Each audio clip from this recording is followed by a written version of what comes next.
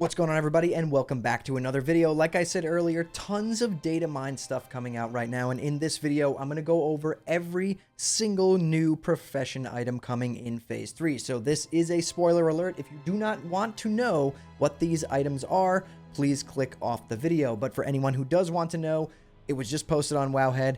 Let's take a look at all the new profession items.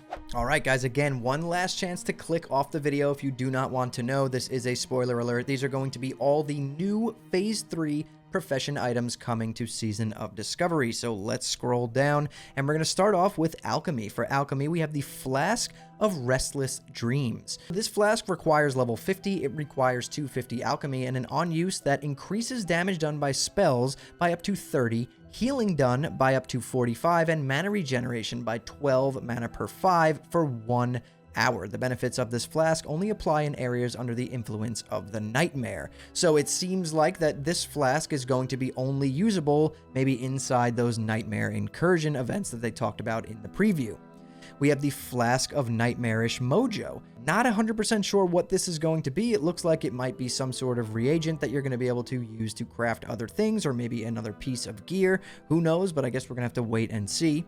We have the Flask of Everlasting Nightmares.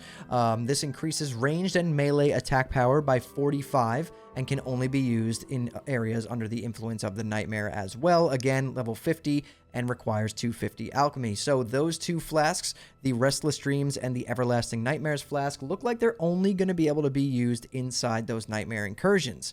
As for enchanting, we have Sigil of Living Dream. When you use the sigil, you gain an enchanted Sigil of Living Dreams, empowering you to deal up to 30 increased damage and healing with spells, and increasing attack power by 30 for 30 minutes. This can only be applied outside of combat. So a nice DPS item right there from enchanting. We have the Scroll of Spatial Mending.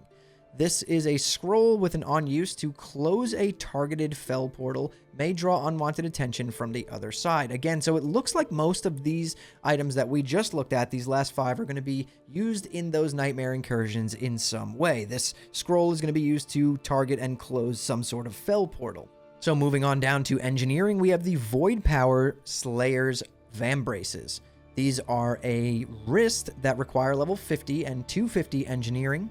These are leather with 9 strength, 18 agility, and 5 stamina, with an equip that provides protection against certain types of physic attacks, with an on use that channels the power of the void, granting immunity to fear for 15 seconds. So these are some interesting wrists to see here, and I'm assuming these other ones, these are the cloth ones. They give you 7 stamina, 8 intellect, increased damage and healing done by magical spells and effects by up to 21, with an equip that provides protection against certain types of physic attacks, and an on use that allows you to be immune to fear for 15 seconds as well. And then we have some plate ones with 10 strength, 12 stamina, increase the block value of your shield by 19, and again, provide protection against certain types of physic attacks, and an on use that it makes you immune to fear for 15 seconds. So those are really interesting.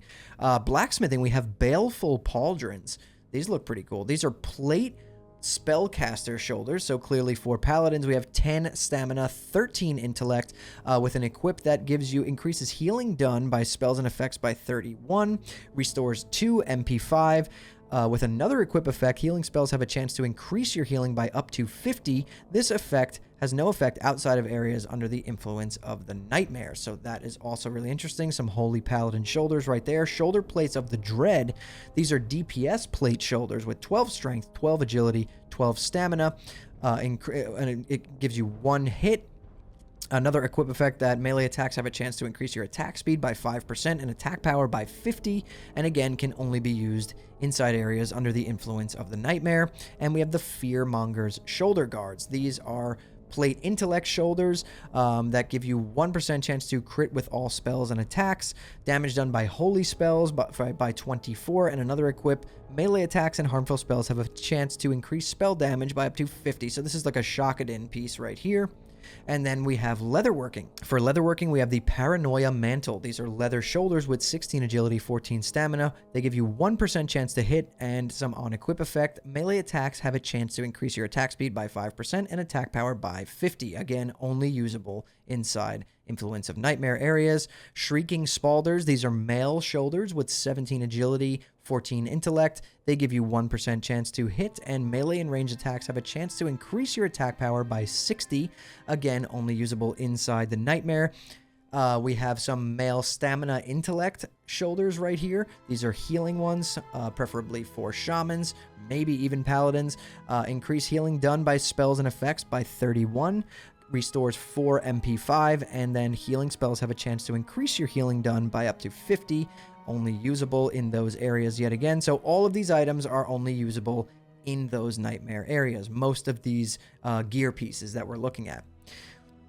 These are leather shoulders with 12 intellect, 16 spirit, increase healing done by spells and effects by up to 29, and has a chance to increase spells, have a chance to increase your healing by up to 50.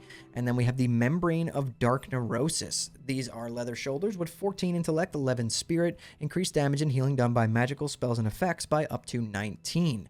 Damaging spells have a chance to increase your spell casting speed by 10%. This has no effect outside of areas under the influence of the Nightmare. So those would be like Boomkin or maybe even Elemental Shaman shoulders right there. Those are really good. Cacophonous chain shoulder guards. Not sure if I said that right, but you guys are going to laugh at how I said that. It's weird. That's a weird. Cacophonous? I don't really know. Yeah, just go ahead and make fun of me in the comments. These are male shoulders, 12 strength, 12 agility, 12 stamina, 12 intellect. Melee attacks have a chance to increase your attack speed by 5% and attack power by 50. This has no effect outside of areas under the influence of the Nightmare. So these would be like Shaman, Hunter. Those look pretty good. And then moving on down to tailoring, we have the Mantle of Insanity. 13 stamina, 13 intellect, 12 spirit, cloth shoulders, increase healing done by spells and effects by 20, and healing spells have a chance to increase your healing by up to 50. We have the Fractured Mind pauldrons.